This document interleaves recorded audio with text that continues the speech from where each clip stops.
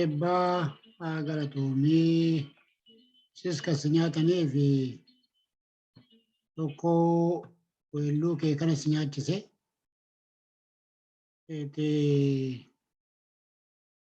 bakka jirtutti nagaadhaan hubadhu Oromoo keetiif dhaamsa gaa kan bara baraan hin irraanfanne dabarsitee dabarte goonni akka keetii du'e hin jedhamu hin boqotee jedhama. kan du'e kan dhaamsa kee kana dagate kan du'e kan gumaa kee irraanfatee jechuudha.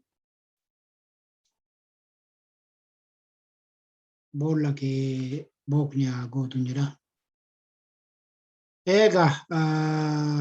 Eegani amma kana weelluu eebbaatiin jalqabee asumaanuu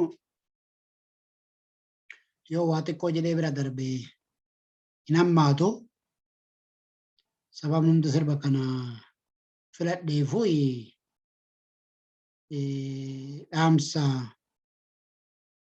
eebban siifan lolaa Oromoo narraan gortuu jedhee bakka woboo abaa'oo bu'ee dhaamsa yeroo sanatti dabarse kana har'allee waraanni bilisummaa Oromoo salphina Oromoo irratti kallattii hundaan uummatee as deemu Oromoo balleessuudhaaf salphina kana jalaa Oromoodhaaf baasuudhaaf waraanni bilisummaa Oromoo yeroo ammaa kanatti kuffisaa jira. Kanaaf uummanni Oromoo waraana bilisummaa Oromoo bira dhaabbachuudhaaf fedhinnaa otoo hin taane dirqama tokko nama ta'anii uumamu, lama Oromoo ta'uu, sadaffaa badiirraa of baraaru. Inni jalqabaa Oromoo nama ta'anii uumamuu inni jedhe kuni akkuma nama kamiittiyyuu namni Oromoo ta'uu qofaadha miti. Namnumti adiinis gurraachis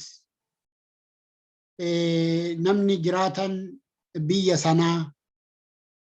sanaan alaa ta'ee waan har'a Oromoo irratti aggaamamee Oromoo irratti deemaa jiru kana labsii addaatiin labsamee Oromoo irratti deemaa jiru kana nama ta'uu qofaan sabni kun akkam ban haati Oromoo ilmoo ishii fuulduratti rasaasan otoo gubanu qe'ee isaa odoo ibiddaan gubanu jireenya biyya sanaa sana keessatti yeroo ammaa kana yeroo biyyattiin beelawwa xalamaa jirtu kana keessatti Oromoo waan ta'eef qofa Oromoo cabsuudhaaf qofa mootummaan Abiyyii fi finxaaleeyyiin Amaaraa itti duultee midhaan maasaa keessatti midhaan gootaraatti saani waatiin re'een otoo hin hafini waliin gubachaa inni kun saamamaa jira jechuudha. Inni kun Oromiyaa guutuutti. Ammoo akka itti dhiyeenyatii fi akka odeeffannoo irraa fudhatetti fakkeenyumaaf jechuudhaaf wanni amma kibba lixa Shaggar onanaa noonnootti ta'aa jiru finxaaleeyyiin Amaaraa alalamatti deebite. Marroo jalqabaa baatii lamaan dura akka jirutti qabeenya Oromoo kan Oromoo jedhamu hunda gubteet Oromoo nama 28 mana 190 gubdeet Oromoo nama 28 ajjeestee keessaa baate. Warri sun bakkatti hin deebine. Kaleessuma malee dheengadda ammas irra deebitee jechuudha. Har'a biyya sana keessatti namni waan nyaatu waan afaan itti aatu hin qabu. Horroo Guduruu Wallaggaa akkas Kiramuutti waan ta'e quba qaba namuyyuu. Karrayyuutti waan ta'aa jiru namuyyuu quba qaba. Mootummaan Abiyyi jalqaba ajajaan abbootii gadaa irraa ajjeese sanaan dura lafa Oromoo weeraraa turan. Lafa Oromoo weeraraa Amaara qubsiisaa Oromoo irraa buqqisaa. Har'a waan ajjeesan namnaani waraanuma isaan bobbaasaniyyuu irratti ajjeesanii jechuudha. kallattii hundaan Abiyyi waraana daboo itti kadhate. Sabaa fi sablammii biyya sana keessa jiran hunduma Oromoo yoo hunda faana taatanii hin cabsine anaan muummicha ministeera keessan jettanii na waamuun isinirra hin jiraatu. Ani muummicha ministeeraa keessan ta'uudhaaf dura Oromoo lafarraa balleessuu qabnaa. Maqaa itti moggaasan Shanee jedhaniiti. Shanee mootii kana fixaa jiran Shanee bira ga'uudhayyuu hin danda'an. Yoo bira ga'an akka hin deemne waan beekaniif ummata Oromoo kichuu Oromoo karaatti hambisaa jiran jechuudha. Yoo sana naaf hin goone ani muummicha ministeeraa keessan jedhee waamamuu hin danda'u. Kana gochuun isiniif dirqama jedhee daboo itti bobbaasee jira jechuudha. Bahaan Somaalitti bobbaaseera. Kibbaan jala didaa jiranillee Sidaama sabaaf sablammii itti bobbaaseera. Daboon ilmaan Abisiiniyaa mootummaa Eritiriyaa Shaabiyaa waraana Shaabiyaa Inxaaliyyii Amaaraa Faannoo Liyyuu Haayilii kana hunda ummata kanatti bobbaasee lafarraa duguugaa jira. Isa kana namni nama ta'e hundi isa kana mormuudhaaf qaama mootummaa kana dura dhaabbatee falmaanii jiru kana bira dhaabbachuu qaba. Inni jalqabaa isa kana. Inni Oromoo ta'ee uumamuun qofa Oromoo ta'ee dhalachuun qofa Oromoo dhalachuun qofti qabsoo Oromoo mootummaa kana dura dhaabbachaa jiru deeggaruun dirqama. Oromoo ta'ee dhalachuun qofa yoo Oromoo ofiin jedha taate jechuudha. Inni kun mataan isaa tokko Oromoo badiirraa hambisu. Lama Oromoo wareegama kaffalee kan seenaa bara Minilik bara maaloo jennu kan haafu kan bara Minilik haafu. Innumti bara mootummaa TPLF wayyaanee kan Abiyyiin guddise kana buusuudhaaf ilmaan Oromoo wareegama kaffalan kikichuu karaatti hafan wareegamni isaanii hirbuu bishaan ibidda buute taate. Yeroo kana dhaloonni amma jiru kun lubbuudhaan kan irraa hafe sanarraa kan inni kun kan sanarraa hafe inni kun kan sana taa'ee ilaalaa ture inni kun kan sanarraa qooda fudhachaa ture.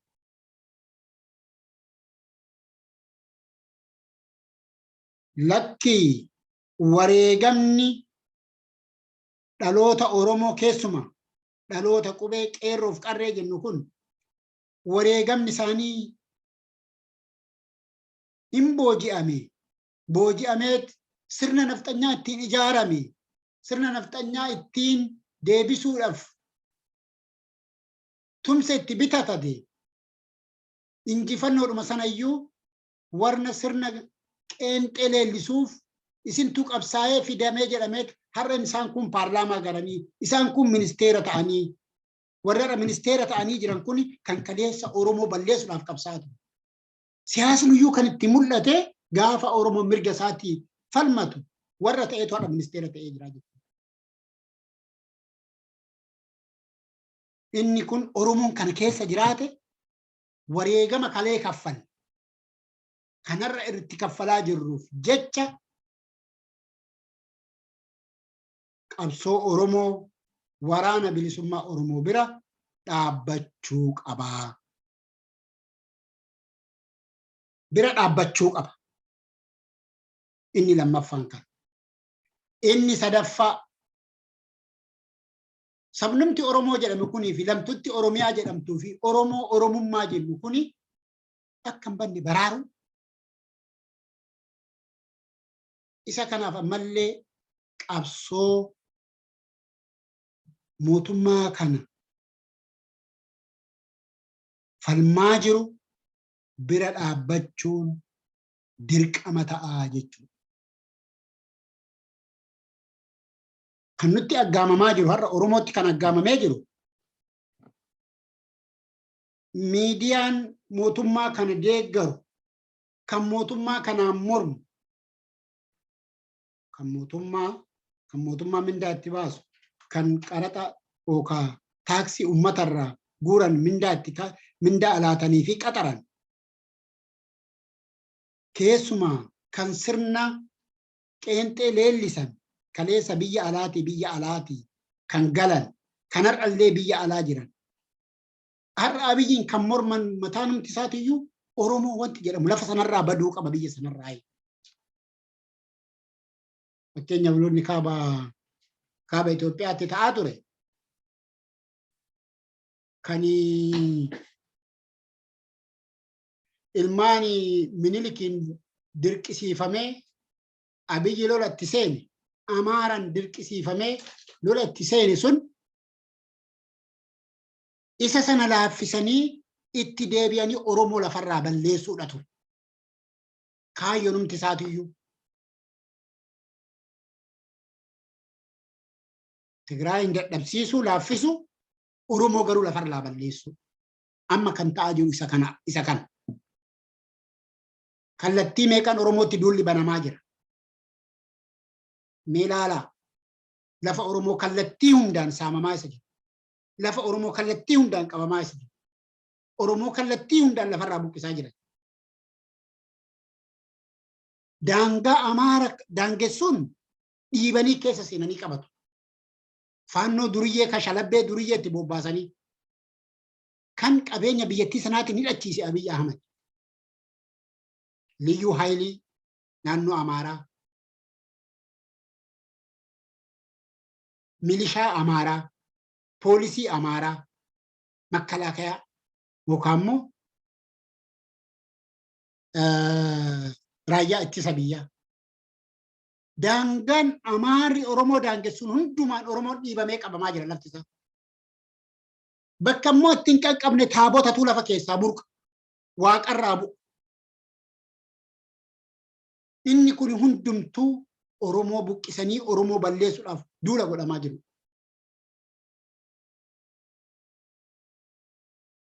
Har'a waa'ee Oromoo argitanii namni nagaa naa bu'uu jedhee kadhata. Ibsuma kaleessa KFO'n baase kanarratti miidiyaan Habashaa takkalleen rafteen bulu. Ajandaa kanaan dura qabate sila kan buru dabarsuuf qaban cufaniit kaleessa ajandaan isaanii ibsa KFO'n baase qofaadha ta'e. Isaanis waan jedhan hin qaban. Akkuma warra TPLF wajjiniinuu hin haasofna jettan sana waraana bilisummaa Oromoo gaaffii qabu, gaaffii siyaasaa qabu, gaaffii mirgaa saba gaafatan qabu. Isa kanaanillee waliin ta'a haasaadha wanni sun kan qabu wanti gara biraati miti. Waraana keessaa ba'a. Duula Oromootti battan kana keessaa ba'a. Kallattii hundaan Amaarti lafa Oromoo qabdu kana keessaa baatu kana kan jedhan. Inni kun kan Oromootti agarsiisu kan nutti agarsiisu maalinni Oromoon badu malee Amaarri biyya sana qabatee jiraachuu akka hin dandeenye. Amaarri olaantummaan isaa dura Oromoon yoo lafarraa bade. Akkuma takka intalli Waaqayyo cubburra naa oolchu qaroon ishii jaamaadha. Akkamitti akka argite hin beeknu Madaagaskaaritti Oromoo argite. Inni kun har'aa biiroo investimentii biiroo magaalaa Finfinneetti inni kan tumti kan Tigraay sunumti mataa gadaa qabatu nurraa gadaa cabu malee isaan kana nunan gaafi Madaagaskaaritti tan deemsaa jedhu. Egaa uummata miiliyoona 50-60 kana akkamittiin akka gara deebisuu danda'an hin beeku. Garuu kan danda'an akkamitti duula kallattii hundaan duula miidiyaa cabsanii akka Oromoon kaleessa jiraachuudhaaf jedhee maqaa Amaaraa ofitti moggaasee kiristinnaa ka'ee maqaa ofii ofirraa haqee kiristinnaa ka'ee Amaara ta'ee jiraatu suni achitti deebisnaa nuuf argama ashkara ta'aa gabra ta'ee nuuf jiraata. Isa didemmoo akkuma kun arginu kana lubbuun otoo jiru ibiddatti guban sana akkasitti gubanii cabsanii ajjeesanii biyyarraa baasu. Akkasitti yoo Oromoo kana balleessa isaan amma namni baay'een isaa marii biyyoolessaa kanaa wajjin nuu roora'ama. Nama cufaa beeksa tokkoon argee biyyuma alaa kanatti iyyuu waan sana kan fertilize godhu wayii ayidiyaa wayii natti fakkaata. Marii waan akkasii karaa zuumii gaggeessuudhaaf beeksisa waan mamaxxane tokko nan arga. Mariin biyyoolessaa yoo kan barbaachisu taate mariin biyyoolessaa kan barbaachisu yoo taate bu'uurri isaa Minilik. Minilik immoo har'as dhalateera. Minilik kaleessa har'a dhalatee lafarratti hojjetaa jira. Bu'uurumtiyyuu mariin biyyoolessaa yoo kan barbaachisu taate seenaa Minilik irraa ka'ame Minilik har'a dhalatee lafarra deemu miilan deemu hojii kaleessaa Minilik lafarratti hiikaa deemu kanarraa ta'uu qaba.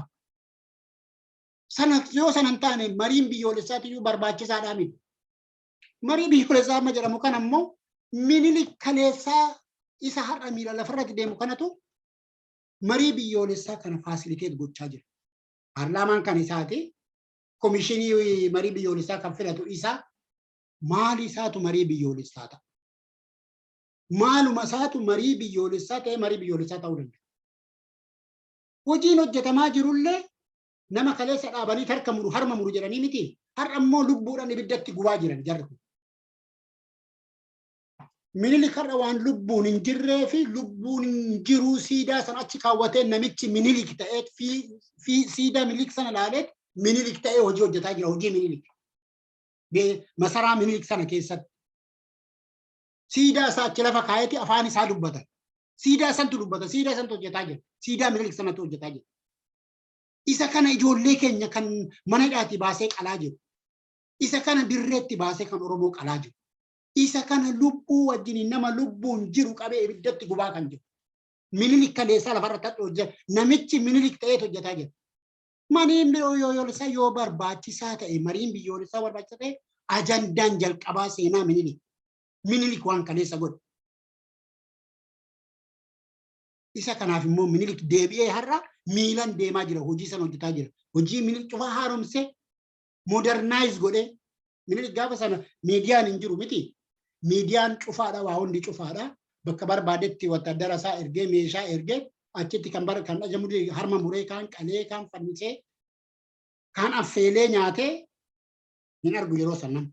Inni ammaa kun dhaabbateeti qaqqiloo mablaat ነው ጠብሶ መብላት ነው ሲጋ የሰው ልጅ ሲጋ የሚለው ምኒልክ ነው ያለው ዛሬ እዛ እንትኑ ላይ ስርዓቱም ያ ነው። ያየነውም ደግሞ የሰው ልጅ ይፍጥኛ አስሮስ በህይወቱ እያለ እሳት አቀጣጥሎ ውስጥ ሲያስቀምጡ ነው ያየነው። ዘመቻውም የምኒልክ ዘመቻ ነው። ዘመቻውም ስሙም ራሱ የምኒልክ ዘመቻ ነው።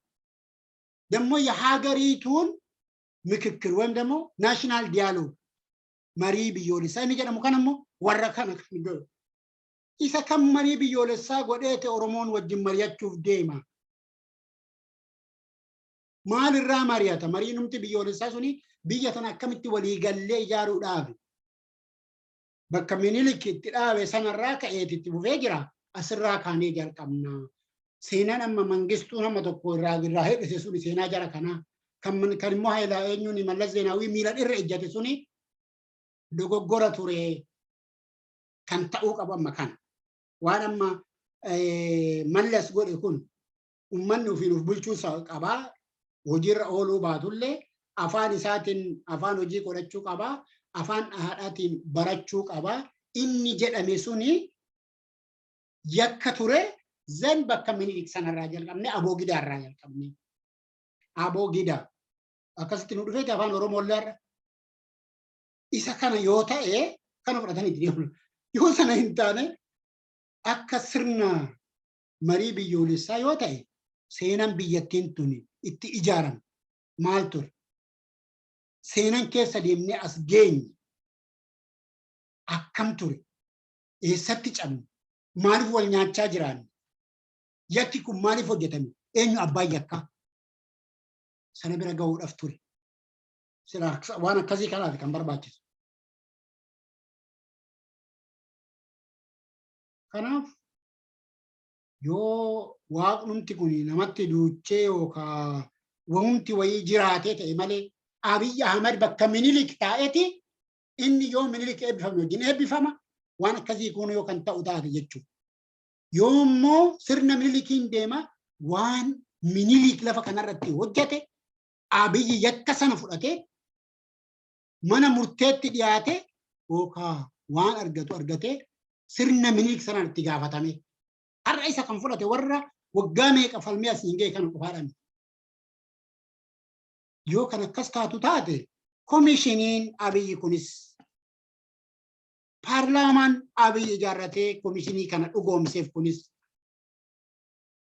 kan Minilik kan waggaa 150 dhiiga wal dhangalaasisaa biyyattii sun akkan guddanne akka duubatti haftu taasisaa asiin ga'e. For the first time yeroo jalqabaatiif wayyaaneen Oromoo haa cabsitu malee Oromoo dhiigaa dhangalaastu malee Oromoo haa ukkaamsitu malee saba kamirrayyuu caala beeka. Yoo xiqqaate biyyattiin sun ijaarsan diinagdeedhaan addunyaan bari ragaa itti ba'eef yoo jiraate bara Mallas Zeenaawii maqaa sirna federaalistii sabaaf sablammiin ofii dhufaa bulchu jedhee dhugoomsuu baatullee fakkeesse sana xiqqoo biyyattiin sun biyya fakkaatti. Isa kana immoo itti dhaabbannee mormine maaliif kan dhugaa hin taane kan dhugaa lafarratti haa ta'u. Kan Oromoo cunqursu ture kan Oromoo nyaatu ture. Yoo xiqqaate maqaa sanaa waan deemeef keessumaa immoo warra leellistoota Minilik kana ukkaamsee waan irra taa'e waan nurraa gadi qabeef kanarra dhala namaa ibiddatti gubaa jiran kana waan humnaan nurraa gadi qabeef amma tokko biyyattiin sun waa argaa deemte amma tokko guddinni ishiillee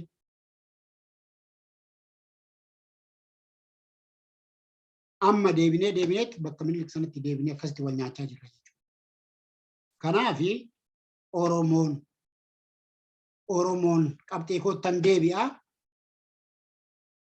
Wanti nutti aggaamame hundumtuu naashinaal diyaaloogis jedhii wanti biyyattii sun qabu hundumtu kan Oromoo lafarraa balleessu.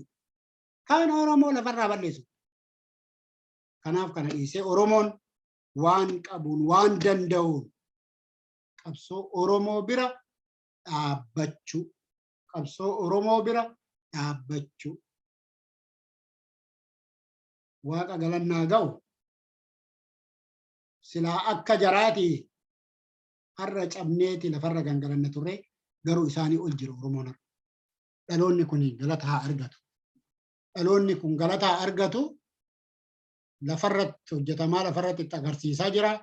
Isa kana bira kan hin dhaabbanne garuu har'allee borullee seenaan itti nu gaafate. Seenaan itti nu gaafate. Maafan har'a kana wanti barbaadame narra hin wanti lafa kanarra illee hin jira yoo taate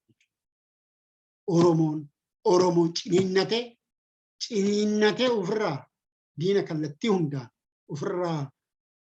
hundaan xiyyaafate kana ofirraa cabsee biyya abbaasaa biyya Oromiyaa biyya qabna biyya nagaa biyya sirna qabdu biyya namuusa qabdu sirna jaraatu nama keenyallee namuusa dhabsiisee sirna dhabsiise malee sirna qabna ture. Sirna qabna ture. Oromoo sirna qaba ture. Oromoon sirna qaba ture.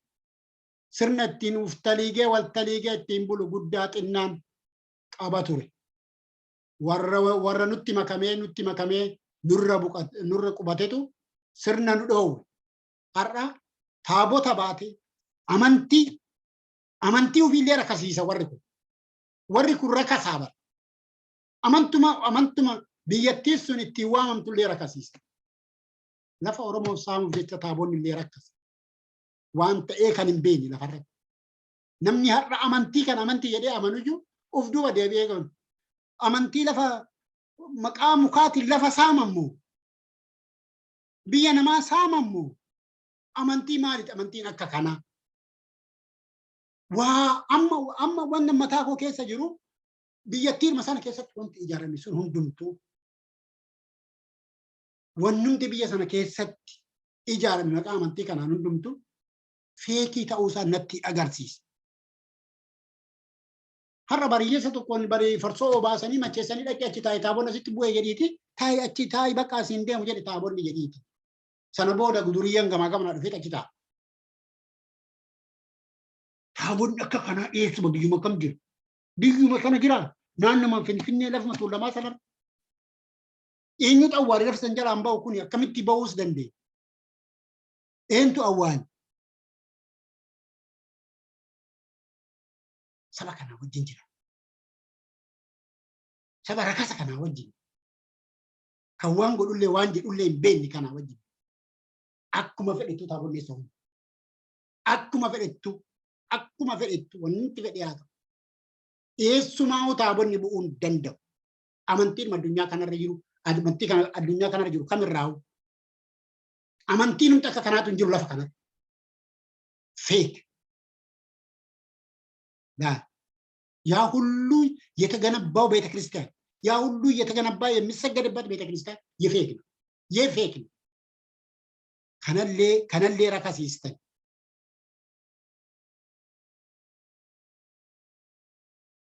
ከናፍ ኦሮሞን አባጡፍ መራ ጀደ ቦፍ አባጡፍ መራ ከና ወጅኒን ጥናና ሰሙን ኬኛ ወራ ከና ወጅን ታኢ አባቴ ሃሳው ኦርቶዶክሲን ብያን ወንጀል ማበርም ነች ኦርቶዶክሲን ሜሻቲ ለፈሳመን ሜሻቲ መቃና ማጅጂረኒ ነመጨብሰኒ ነመሰነራ ቁበተን ነመሰነ ከን ኡፊ ጎደተን መቃና ማጅጂረኒ መቃቲ እንጅጂረኒ መቃለፋ ጅጂረኒ ከን ነመሳመን ሜሻ ይሰከነቱ ኦርቶዶክስ አገርና አቦታ ይቦ ብየተው እንደንደው ብየተው ይዲሲት ኩኒ ናይ warri amantii kana dhugaadhaan dhugeeffatanii amantan dhiifama naa godha. Garuu maaltu irratti hojjetamaa jira maqaa kana? Meeshaa maaliiti amantiin kun kan jedhu garuu waaqaaf lafaaf amantii keessan kanaaf jedhaati.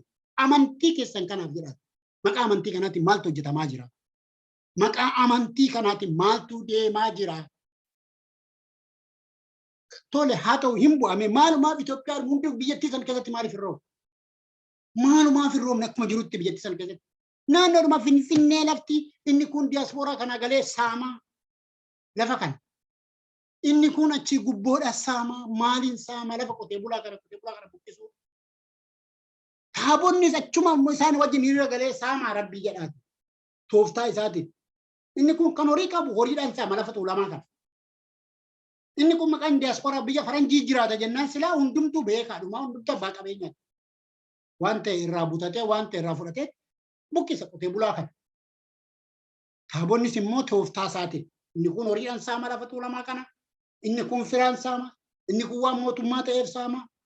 Taabonni immoo waan taabonni sodaatamaa mitiire.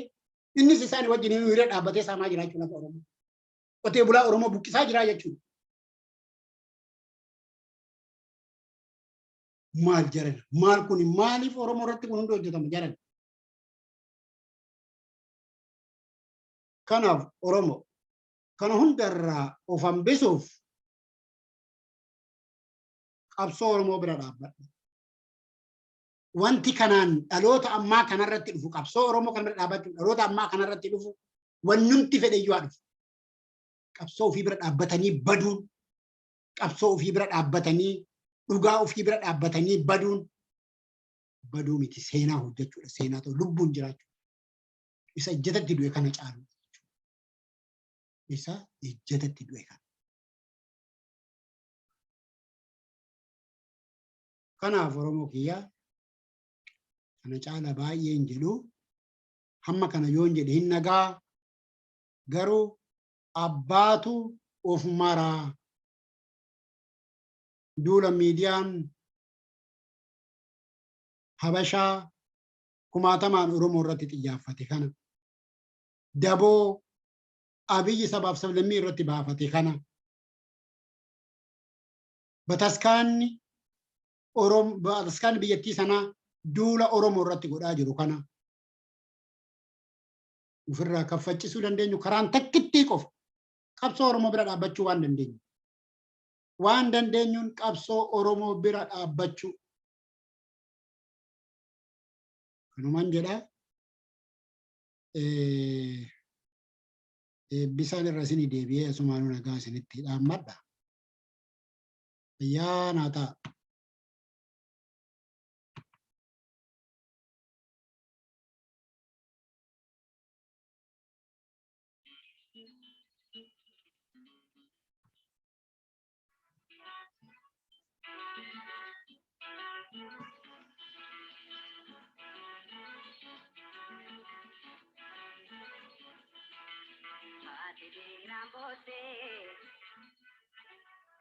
Apa gangalate, kankunduamu, nana tajete, simboina yoko, andina warana, dubatinapno, wadi wadinkana. Atile rambosi, lapa gangalate, kankunduamu, nana tajete, simboina yoko, andina warana, dubatinapno, wadinkana.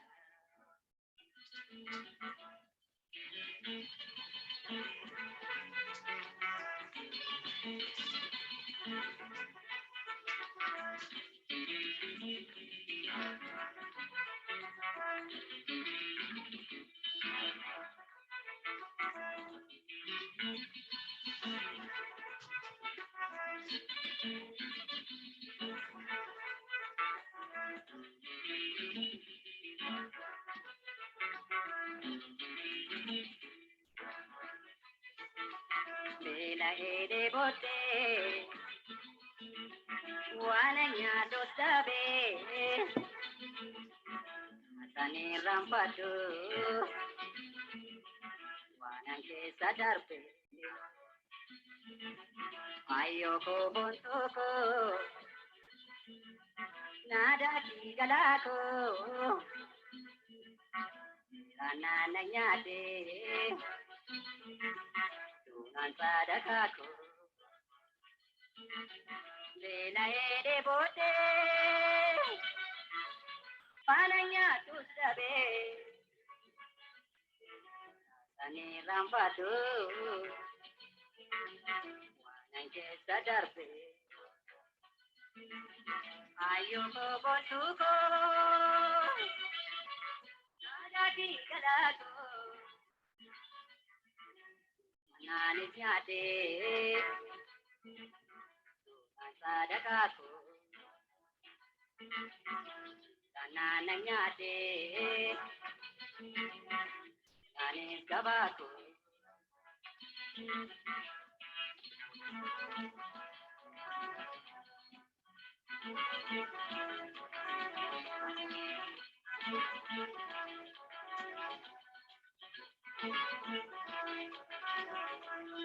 Nasasab me shako, zinara gutande. Nasasab me shako, zinara gutande.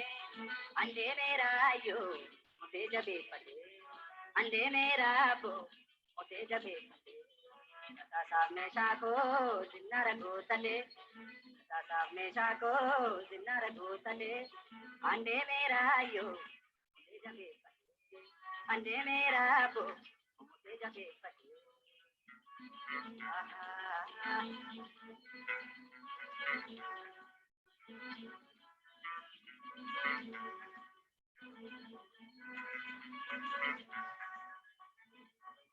Pasaki bora pateni daga tirkade, garamola ta tangala. Pasaki bora pateni daga tirkade, bosona romya tangala.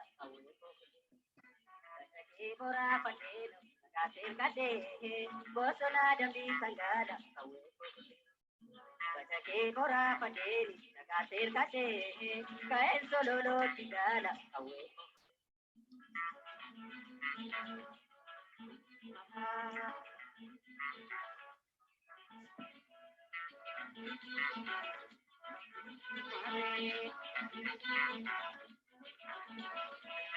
Kasasab mesako zinara ko tale.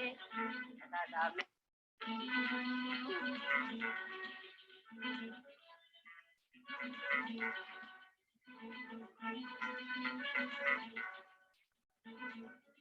Pelae choro kaduge akai ngate. Biya gombele soksa kawe ko. Chore mili ko lokai ko nade. Biya ko kunde kama kwali yate. Katake kora patelo kater kate. Garamola ka changada kawe ko. Katake kora patelo kater kate. Majawala bu sangada kawe ko.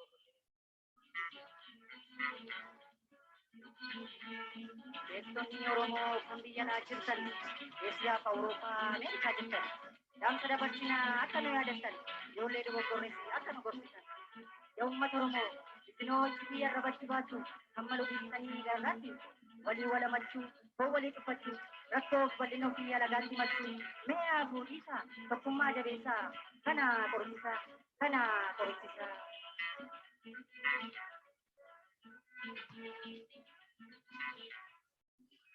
Baay'ee baga galatoomii jira. Baala qoshommii kana birma dabarraa shattaanutti itti makanna baala qoshommiiti.